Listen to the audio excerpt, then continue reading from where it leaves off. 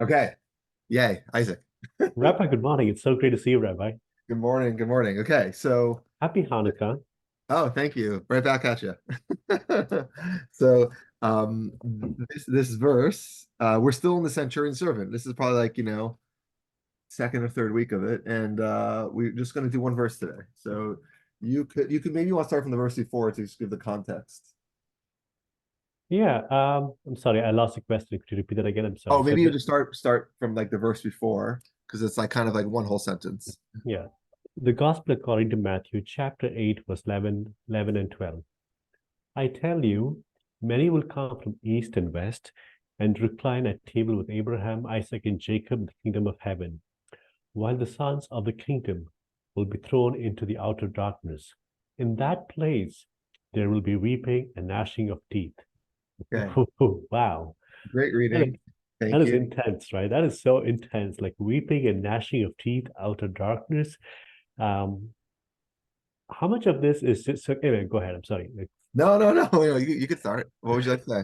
yeah, so how much of this you think is him just describing reality, if a reality of such form exists, to how much of this you think is him rebuking them, or well, maybe cursing is a wrong term, but um, expressing his frustration or something along those lines, right? So if people are frustrated, people can curse. I mean, today's day, the language people curse using profanity, and so it's more as an expression of how frustrated they might be. Um, do you see this as him? Is this some form of explaining his frustration that if you don't do what I'm saying, that's where you will end up?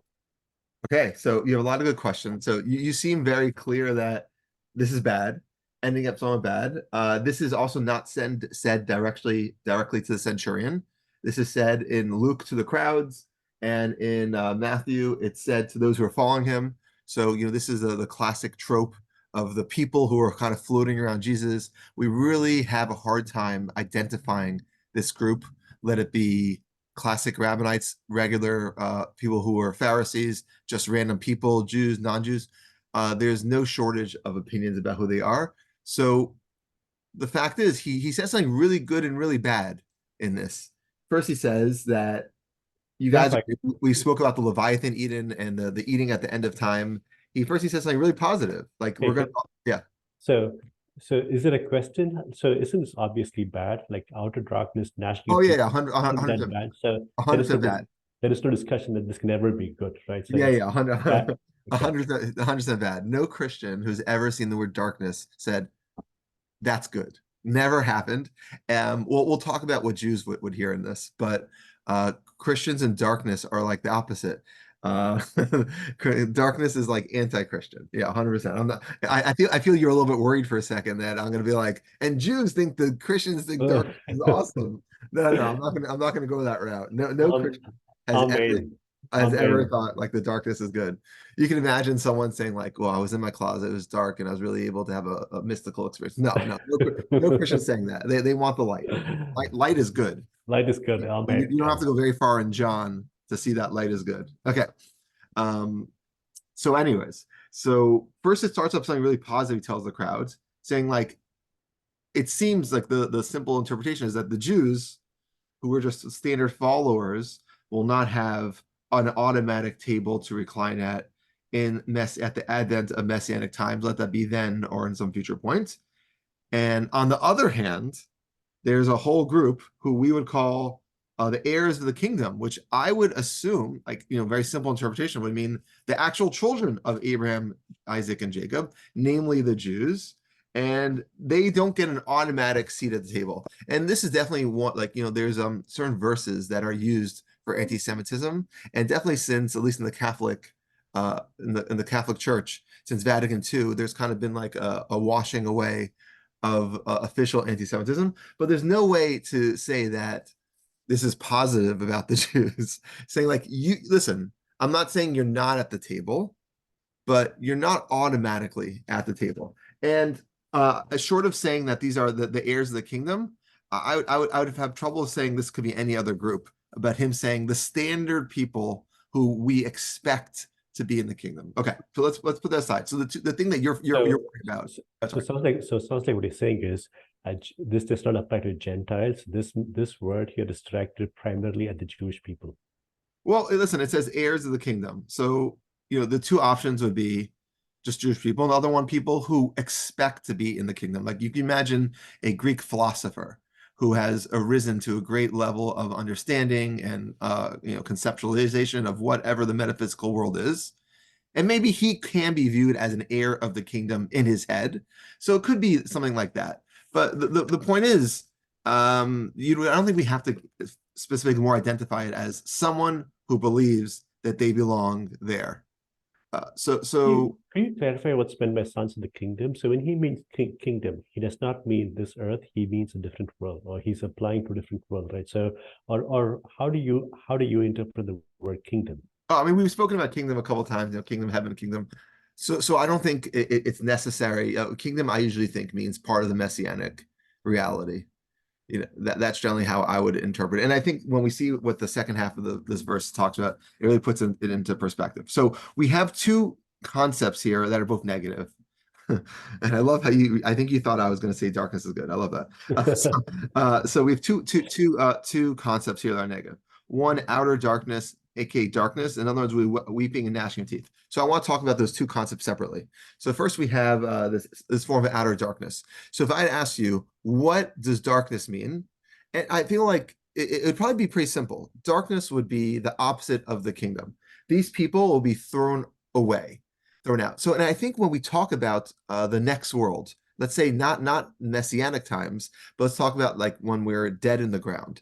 I think there's two general approaches that even if you're a believer that you take to the afterlife. And Isaac, let's see if this applies to you. One is you're a good guy, you get whatever is fun, reward, pleasurable, the light in the afterlife. But what happens if you're a bad guy?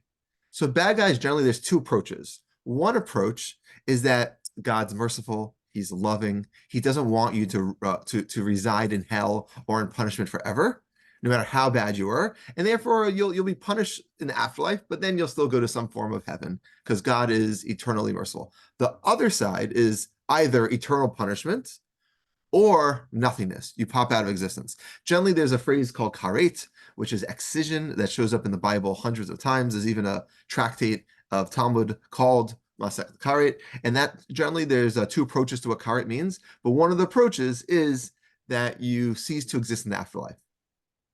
And I think that we can call that darkness, a person who just ceases to exist. You'll be put in a nothingness. So darkness would be almost a synonym for nothingness.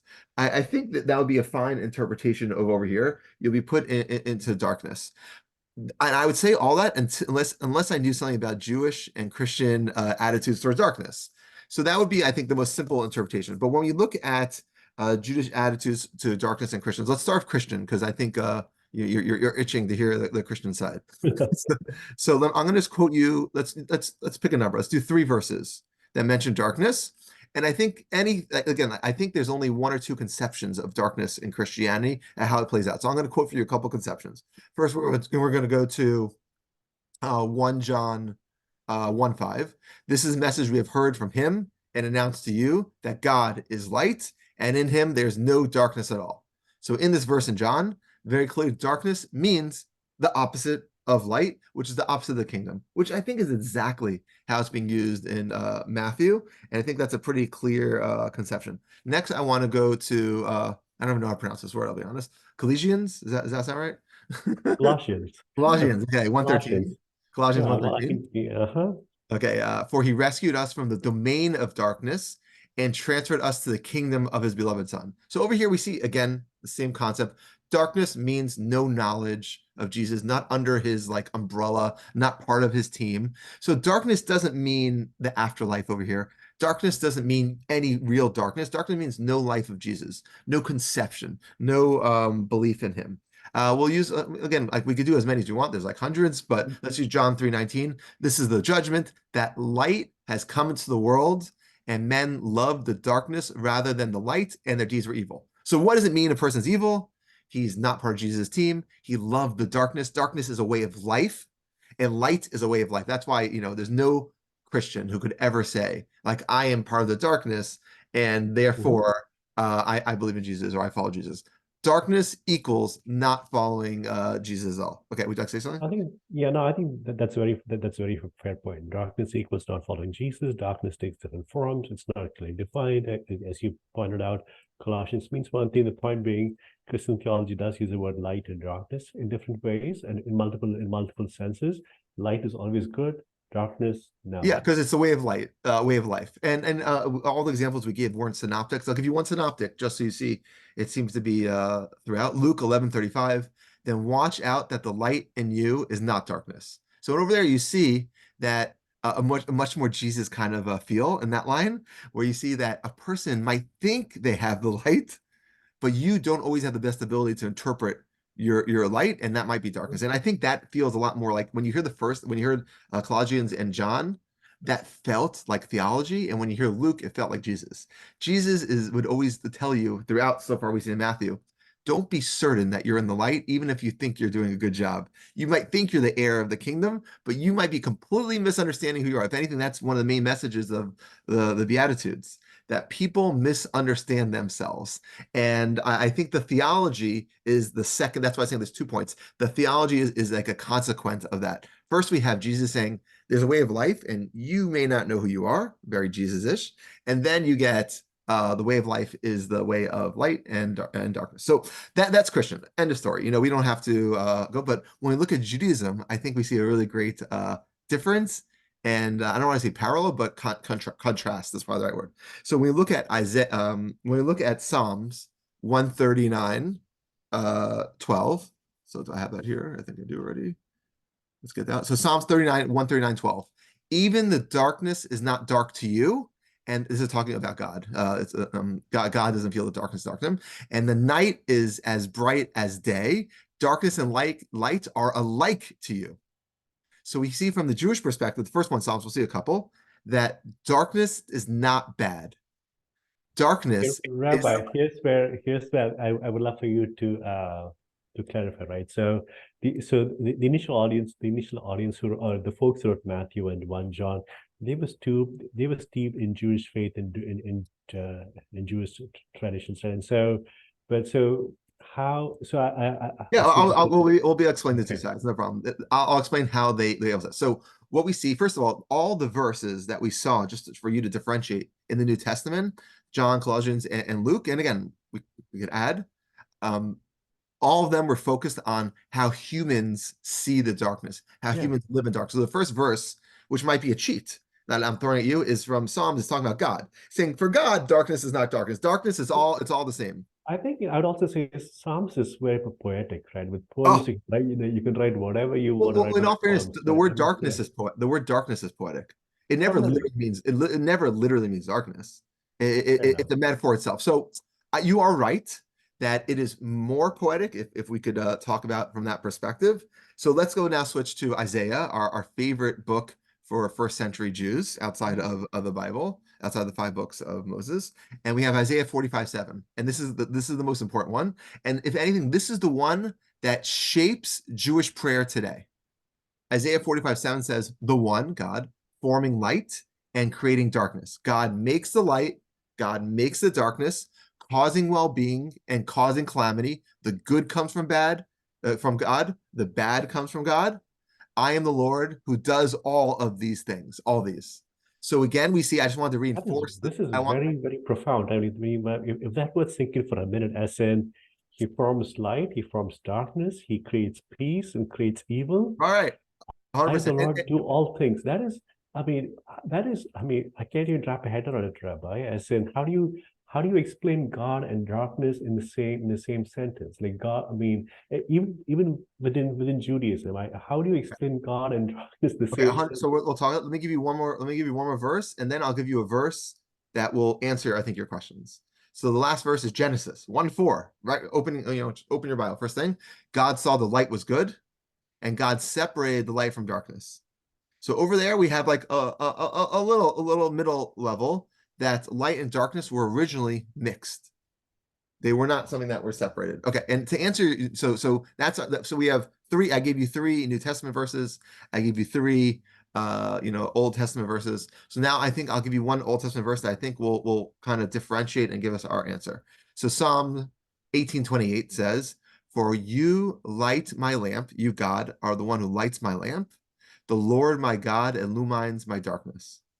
So I think, as we said from the start, that you have this idea that for God, there is no difference between light and darkness in the metaphor, but that is a philosophical notion, not a ethics notion. The philosophical notion is that everything comes from God.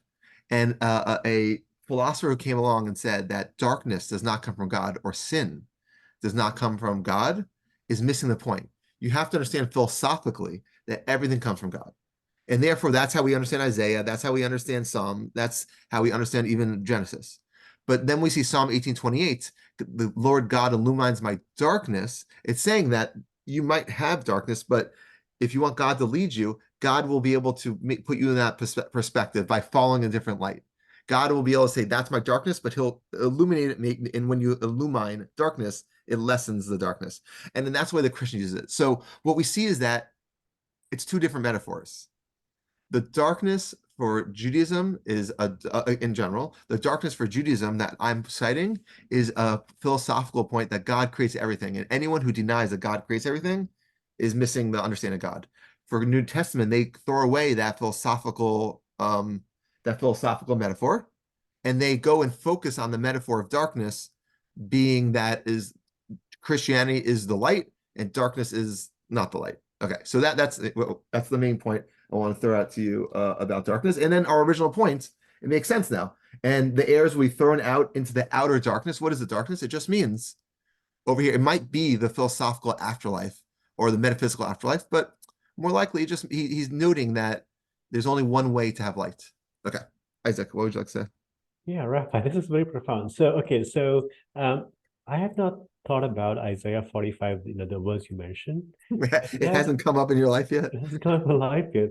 Now you mentioned that forms a code of Jewish prayer, of Jewish life and prayer. Um, Help me understand this, right? So the folks who wrote the Gospels, they were all steeped in Jewish faith, in Jewish traditions.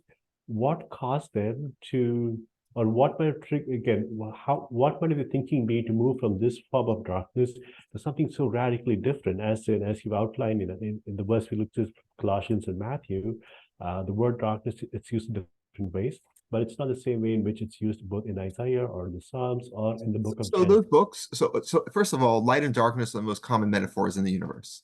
Number one. Number two, light and darkness were mostly used when you look in the Old Testament, when you look throughout the Bible, are used as metaphors for God. But the idea that they shouldn't also be used for metaphors for people is ridiculous. I think this is just a natural progression.